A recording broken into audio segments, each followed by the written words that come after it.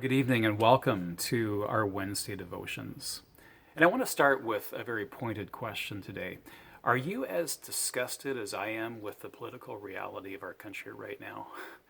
Last night's debate was the biggest call that any of us might ever see for the need for prayer and concern for our nation. Have we really sunk this low that this is the best that we can produce? And I want to say that as somebody who's often looking in. Americans deserve better than this. If I was Chris Wallace last night, I would have ended the debate early and sent both men home with a school marm's rebuke. Both of you go home and do some thinking about how you've behaved today and consider this question: am I really cut out for this job? See you next week. In fact, I would have read them both Psalm 52, 1 through 6, as a warning to honor God in their service of a country. Why do you boast of evil, you mighty hero? Why do you boast all day long, you who are a disgrace in the eyes of God?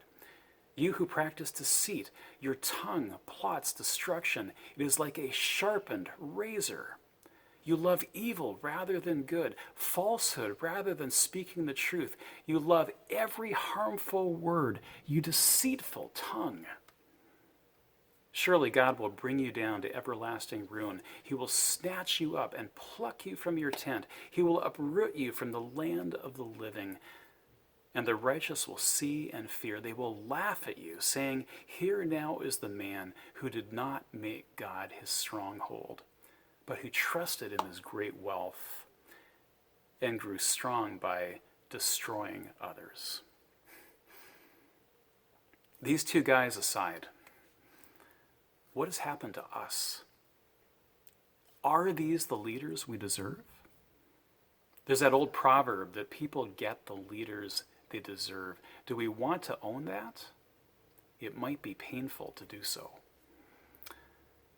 Whatever has happened to America, the America that we're all part of, it has happened on all of our watches. Our choices about what we watch and what we believe and what we share with others, how we treat our neighbor, and how we label the stranger. We are sinning on every one of these fronts right now. Maybe we are the rich man that this psalm condemns as well. We need God's word to speak a strong word of judgment today, not just of our leaders, but of ourselves as well. Now, here's some context of this psalm. The Bible tells us that it's a maskil, and that's a type of psalm that seeks to be a source of wisdom. It's meant to be transformative as you read it or as you sing it. It's a wisdom saying rather than a psalm of praise. And the notes tell us, too, that it's written for a very specific event.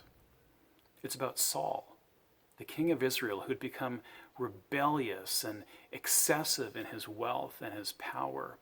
And God had anointed David to succeed him, but David was faithful in not taking the kingdom by force.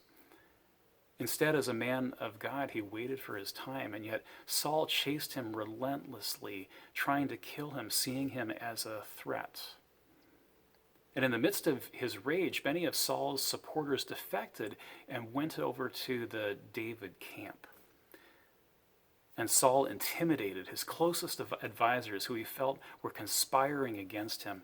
And finally, Doeg, one of them, stood up and gave information about where David was hiding, at the home of a priest.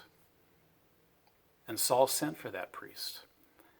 And when the priest admitted to having David in his house, Saul killed him, giving Doeg the task of doing it because none of Saul's advisors would do it. In fact, Doeg killed this priest and 85 other men who were related to him.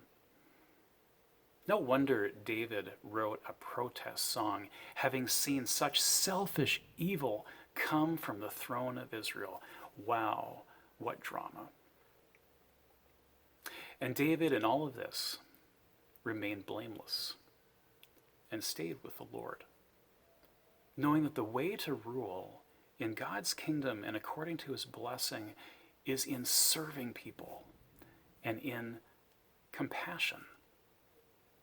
David determined to remain blameless and not to be pulled into the mire and the darkness of confronting and fighting Saul.